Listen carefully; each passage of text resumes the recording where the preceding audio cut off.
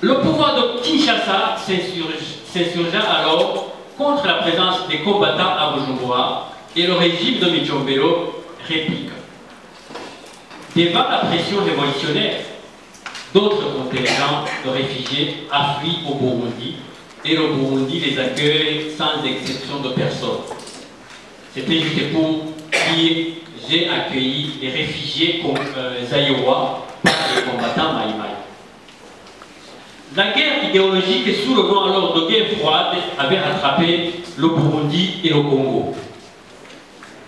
Quand le premier ministre congolais Tshombe Moïse est venu au Burundi, les autorités du Burundi ne lui avaient pas accordé un accueil officiel. Ça, c'était en 1966. Le gouvernement du Burundi alors confirme la présence du Comité national de libération, dirigé par Sumialo, dans sa réponse aux autorités congolaises. Il reconnaît qu'il accorde à Sumialo, Kassongo Amissi, etc., l'asile au Burundi. Ça se trouve dans le mémorandum de 1964. La présence de ce comité national poussera le gouvernement Tshombe à annoncer le 20 août 1964 la rupture définitive des relations diplomatiques avec le Burundi. Je vous invite maintenant à suivre un témoignage, je pense qu'il est ici, ce serait une bonne chose, de Boulala Méponcien,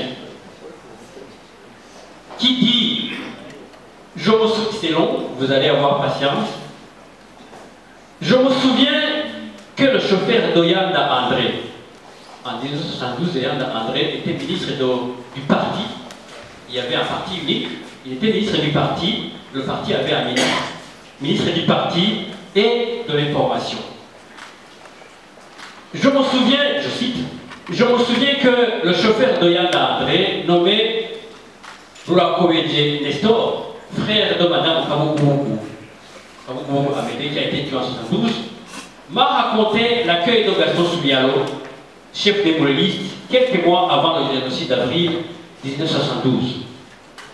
Yanda André, je le disais, a accueilli Sumialo, chef des Mourelistes, en compagnie de Shibura Albert. C'était le major Shibura Albert. Il a été logé à l'hôtel central pour les gens qui ont plus de 60 ans, à l'hôtel plutôt central durant une ou deux nuitées, puis à l'hôtel Burundi Palace, tout près de Haute-Afrique aujourd'hui, Burundi Palace, devant l'hôtel Pandas. Il y a passé 5 jours. À son retour, il y a eu des motos protocolaires, une Jeep Land Rover, long châssis, qui était un don chinois au parti prenant. La Jeep transportait André Yanda, Abel Shibura et Augustin Hamagara pour accompagner à la frontière de Gatumba, puis ils sont revenus. Après un temps, le chauffeur Nestor Rwakovedje, fils de Rwakovedje, était proche des autorités, même de Micombero. Un jeune, là il est en train de décrire Rwakovedje, un jeune chic, et qui disait tout à Joséphine Rwakovedje, Madame Kabugu Amédée. C'était son frère. Ils étaient natifs de Bozi.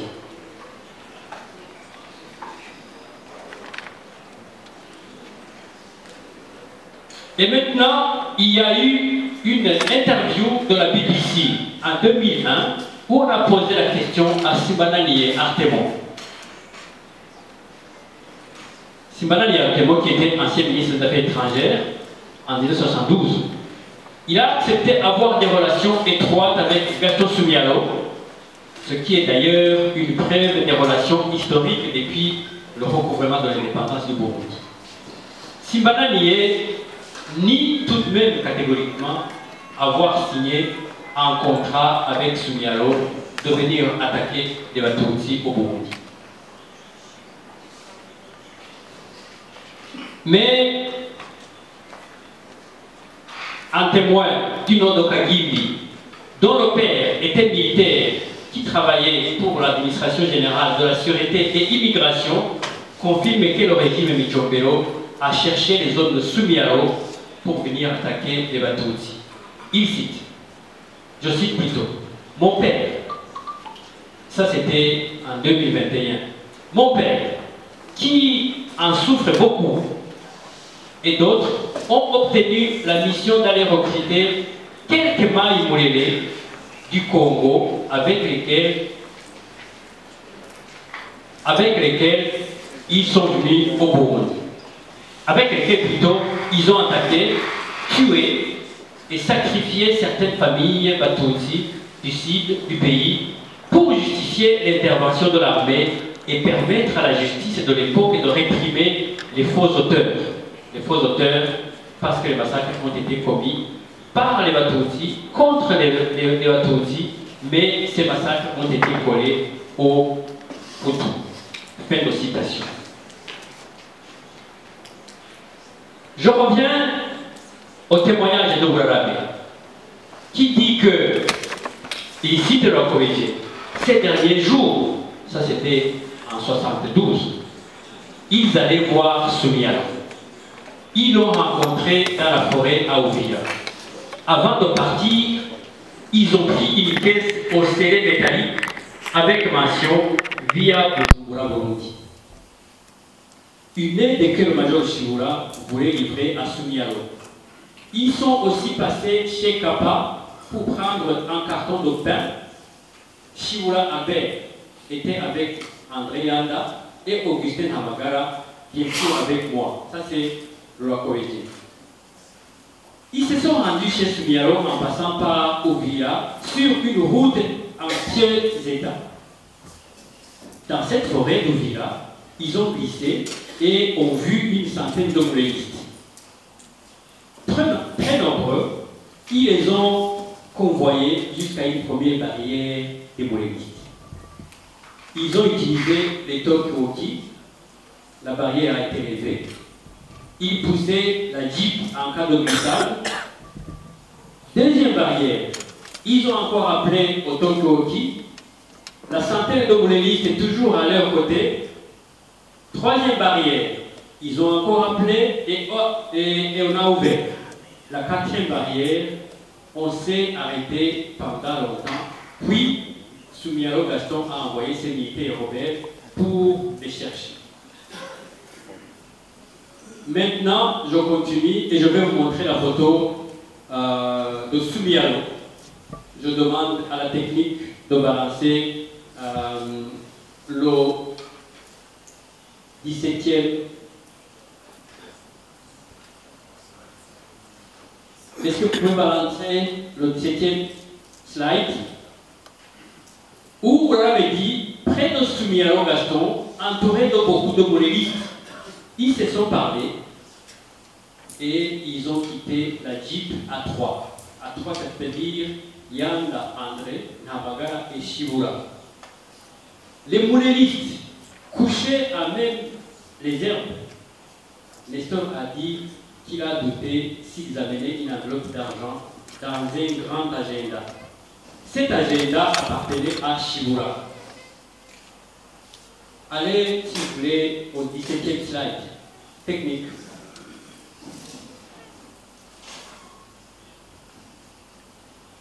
Il y avait aussi un autre chauffeur de Wuyenzi. On les a accueillis avec les caisses de boissons de Simba et de Tembo, une bouteille chacun. Le chauffeur Nestor est resté à l'extérieur. Ils sont revenus à Bujumbura après leur mission. C'était autour du mois de février ou mars, avant l'attaque de 1972.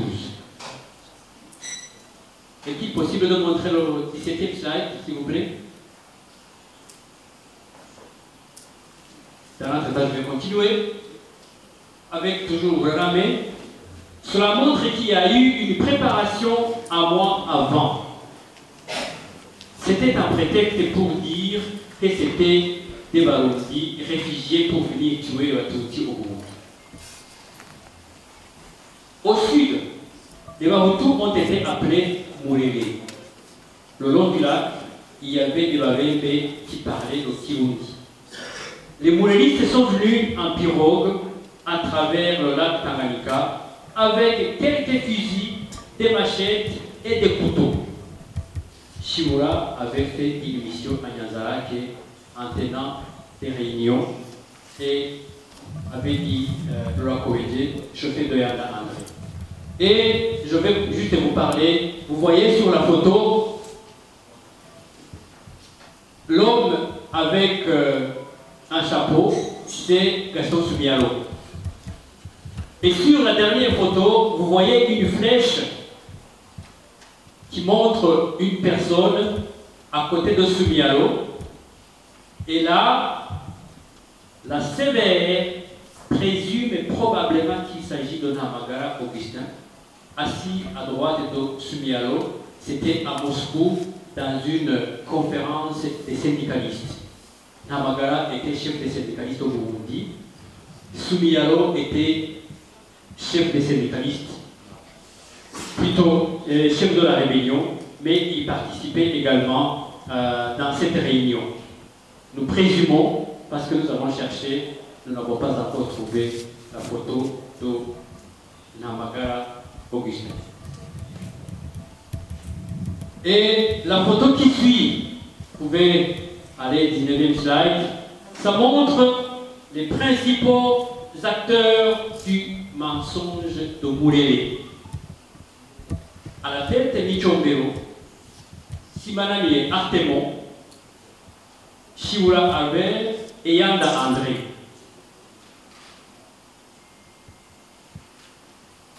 Parlons maintenant des massacres qui débutent à remonter. Tout commence en 1965, après les élections du 10 mai 1965. Les Bahutus, mais au sein du parti PP, ont remporté beaucoup de sièges à l'Assemblée nationale, 23 députés sur 10, 23 députés Bahutus sur 10 Batutsi et 5 Batutsi. Michombero, en tant que secrétaire d'État à la défense et véritable homme fort du régime, a été très mécontent et a annulé les élections communales. Les bourgmestres élus en 1961 sont à la fin de leur mandat et ont été remplacés par les bourgmestres nommés et surtout originaires des montagnes. Là, on parle de Lubongue, où on les appelait les Bamanouka. Les administrateurs communaux, les agents publics à tous les niveaux, y compris les plantos, qui en quelque sorte imposés à partir de Burundi. Suite alors à la frustration qui ne faisait que s'accentuer, la population Wabo, commençant la résistance aux ordres de l'administration. Les Wabo sont considérés comme une population à part, ni Batutsi ni Bahutu, et s'opposaient à la domination de ce qu'ils appelaient les Bamanuka, que ce soit les Batutsi ou les Bahutu. Les Wabo, d'ailleurs je pense que c'est le seul mot qui se prononce avec B prononcé, sinon en Kirundi on parlerait de Wabo, mais on parle de Wabo. Les Wabo se sentirent alors exclus en tout et partout. Pas d'école à Lubongue, pas d'accès à l'armée. Et donc, une population condamnée à être dirigée. Le déroulement des massacres. Le samedi 29 avril 1972 à midi, il y a eu la destitution de tout le gouvernement du Burundi. Lorsque je vais parler de midi, vous allez vous poser la question pourquoi midi? À l'époque, le seul moyen de communication, c'était le journal. Et il n'y avait que la voix de la révolution du Burundi, l'actuelle radio-télévision nationale du Burundi. Le même jour, dans l'édition du soir, il y a eu annonce de l'attaque à Bujumbura par des éléments du Moami déchus, haïtiens, appuyés par les impérialistes étrangers. Ça, c'est un autre communiqué le soir. Le 30 avril 1972, la voix de la révolution annonce plutôt l'attaque de Mai Moulele à Bujumbura, au sud, et annonce une dizaine de personnes tuées. Parmi les Moulele qui prirent part aux insurrections du Burundi se trouvait, je vous l'avais dit, un certain Martin Kassongo Amissi.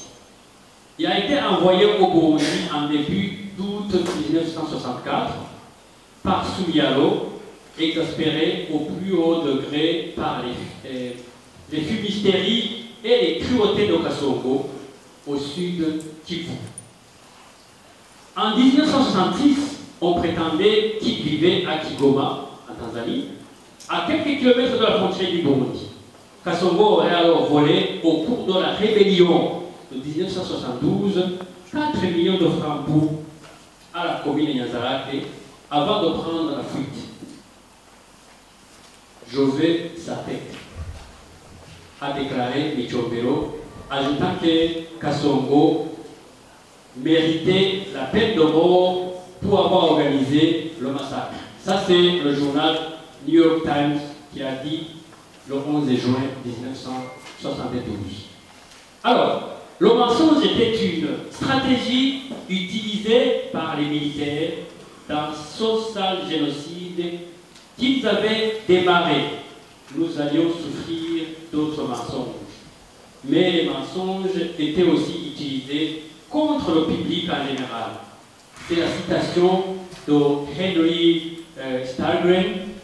Henry Stargren qui a écrit son livre en 2020.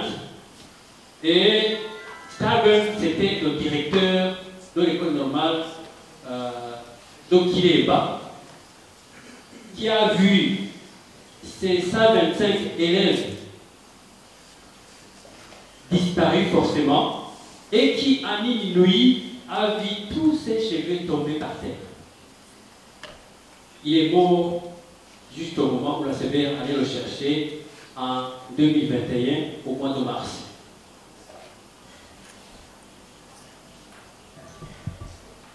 Maintenant, nous allons avoir le témoignage de Nadine Vazombanza.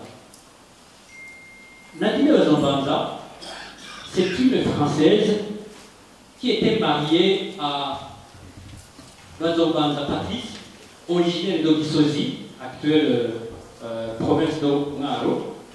Vazombanza Patrice, qui travaillait à la Metarussa. Il y a sa photo si la technique le permet.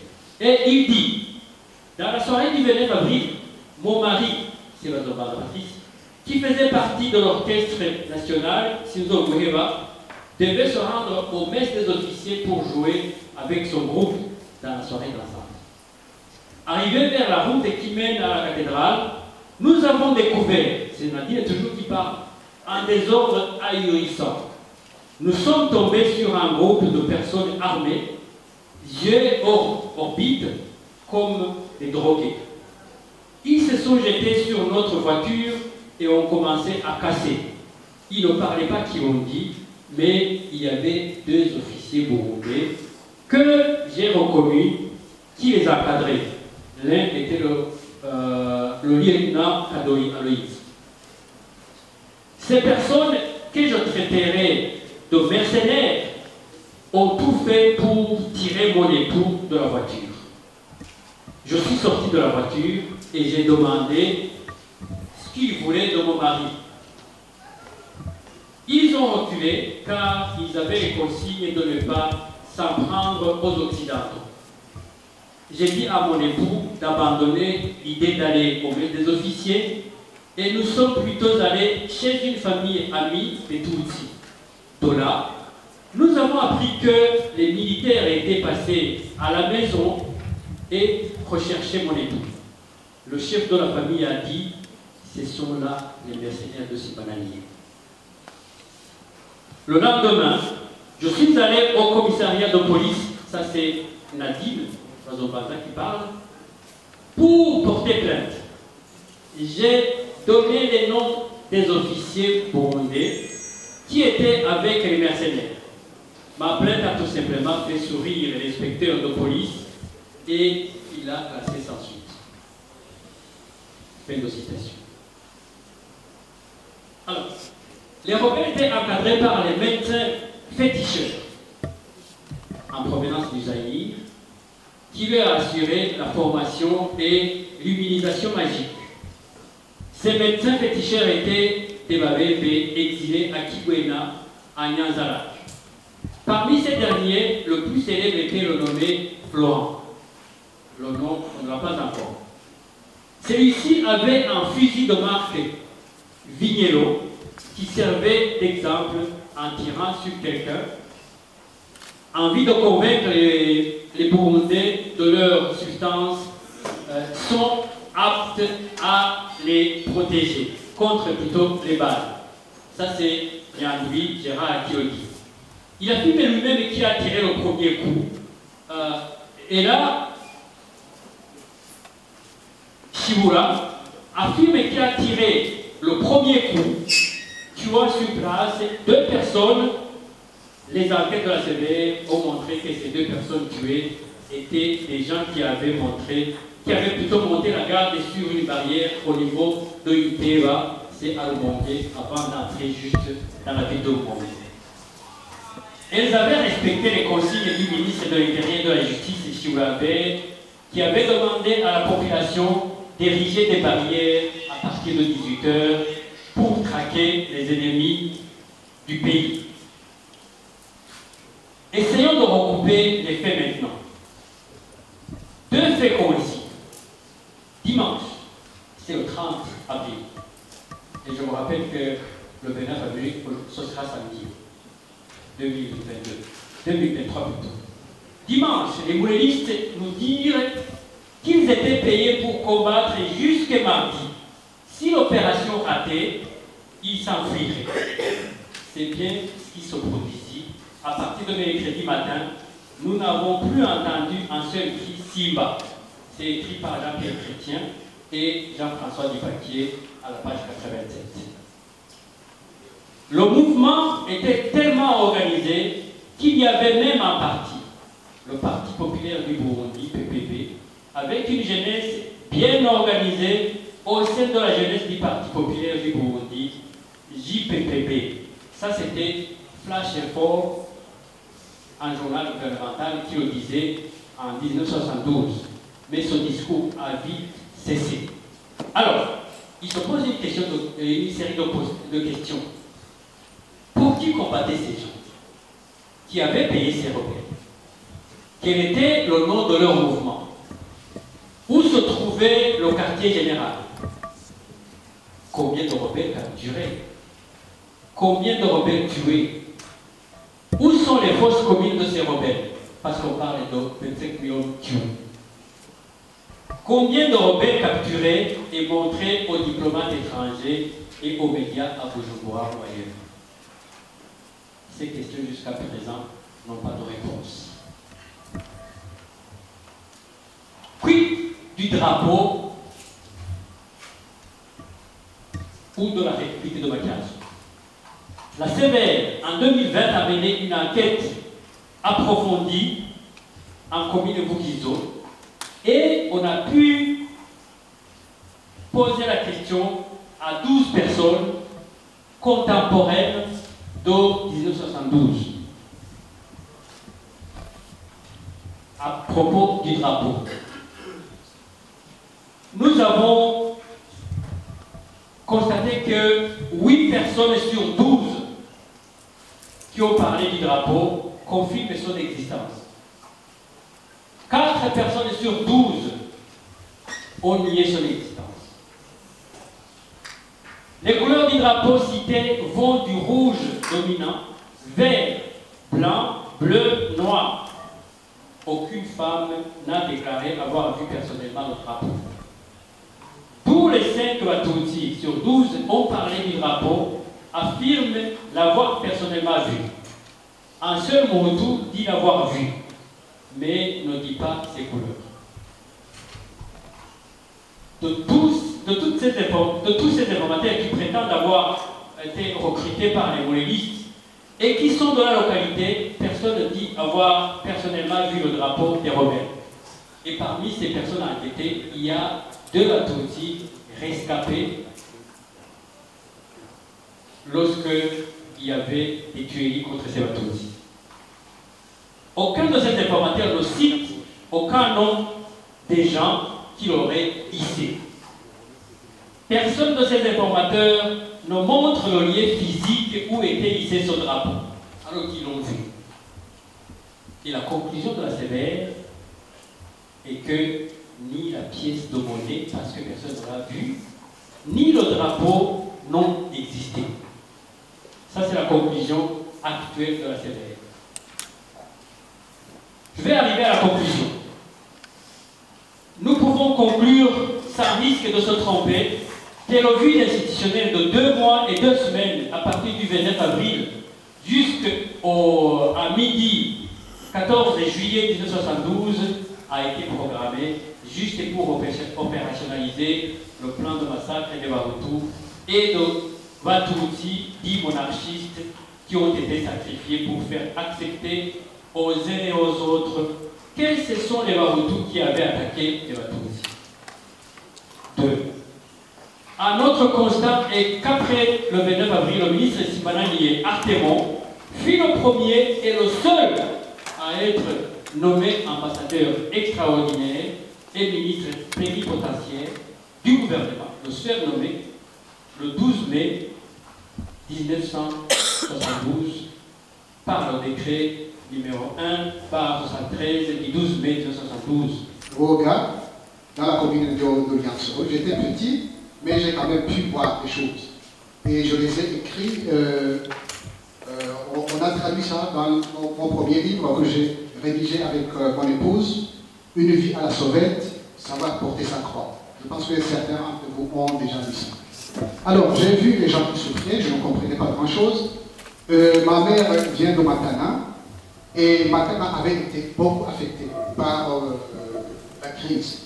Alors, j'ai vu les gens qui sont cachés chez nous, qui passaient toute la journée cachés quelque part dans la maison. Moi, je ne comprenais pas, je voyais ces messieurs-là qui restent cachés sous le lit, quelque part dans l'obscurité. Qu'est-ce qu'ils font là-bas? Je ne comprenais rien. Mais ce n'est pas après que j'ai compris que la situation était grave. Alors j'ai vu aussi, je me souviens d'une scène où il y avait un militaire qui s'appelait Fierembe, je pense que les gens de Lianso le connaissent, qui venait et qui passait chez lui avec ses enfants, et ses enfants jouaient avec nous. Et puis, il y avait un certain Moniegeri qui était un vieux, notamment, qui venait chercher de la bière parce que chez nous, mon papa était un petit commerçant qui vendait, qui avait une petite boutique de guava, des allumettes, des petits articles. Alors j'ai vu le monsieur qui se baladait toujours avec son fusil et il a vu le monsieur qui venait chercher une bière et puis il a regardé, et il a demandé à un notable qui s'appelait Nandou Pierre Domoyang, les gens du coin le connaissent. Il a dit Makogamotu Nakarasi. Nous, on ne comprenait rien. Et puis Magou, vraiment c'était un révolutionnaire, un tout petit notable, il a dit non, ici on ne fait pas ça chez nous. On ne fait pas ça chez nous. Alors il a dit Ankerondi, Ukanyemie, Ibolori Natomole Trinchi. Ça, cette image-là m'est restée dans la tête. Eh bien, alors, je ne vous ai pas dit d'autre chose, mais en fait, mon intervention ici, c'était au départ, je voudrais réagir sur le thème de la conférence parce que c'est un thème qui m'intéresse beaucoup. J'y ai même contribué, dans mon livre au service de la diplomatie burundaise, j'ai fait des recherches, j'ai mené des recherches pour voir en fait la relation qui était entre les Monélés et le pouvoir de Bujumbura. Je ne suis pas arrivé sur la même conclusion, mais il se rapproche quand même. Alors, ici, je voulais signaler quelque chose quand même où je n'ai pas été satisfait. Je pense qu'on a, bon, peut-être le conférencier n'est pas parti dans les détails, et peut-être aussi les méthodes de recherche sont différentes, parce que moi je suis diplomate de formation, internationaliste. Mes recherches, je me suis beaucoup concentré sur la diplomatie. Donc, j'ai vu que c'était une recherche historique, peut-être que c'est là un peu la différence. La conclusion, c'est que, j'ai conclu, c'est que peut-être Soumialo, parce qu'en fait, si vous remontez dans l'histoire, lui, il était basé dans l'Est, Alors que la rébellion Simba, avec Pierre Monnet, était basée dans le Kwilu. Soumialo était à la tête du mouvement CNL, Conseil National de Libération. Et lui était basé dans le Tanzanie, à l'est de la RDC. Alors qu'il avait des rapports avec le Burundi. Un autre aspect qu'il faudrait peut-être explorer, c'est la relation, le rôle joué par les réfugiés rwandais qui étaient au Burundi. Alors, en ce moment-là, il faisait la pression sur le pouvoir de Bujumbura pour faire la même chose que ce qui s'était passé la révolution de 59. Donc, ces réfugiés étaient un poids pour le pouvoir de Bujumbura. Alors, Soumialo, qui était basé à l'Est, il a pu se concerter avec Pierre Monnet, parce qu'ils avaient été tous membres du gouvernement de Lumumba. Et d'ailleurs, Soumialo et les deux autres, ils ont été membres de deux gouvernements. Parce qu'après, ils ont fondé la République populaire du Congo, avec la capitale de Kisangani. Alors, il était ministre de la Défense, et il était basé à Kalemi. Donc, il y avait cette proximité entre le pouvoir de Bujumbura et ses rebelles. Donc, après leur défaite, parce qu'à un certain moment, ils avaient conquis toute la partie est jusqu'à Kisangani. Et après, avec la prise d'otages des Occidentaux, les Occidentaux se sont alliés au pouvoir de Kinshasa pour combattre ces rebelles qui avaient pris en otage des milliers d'Occidentaux. Alors,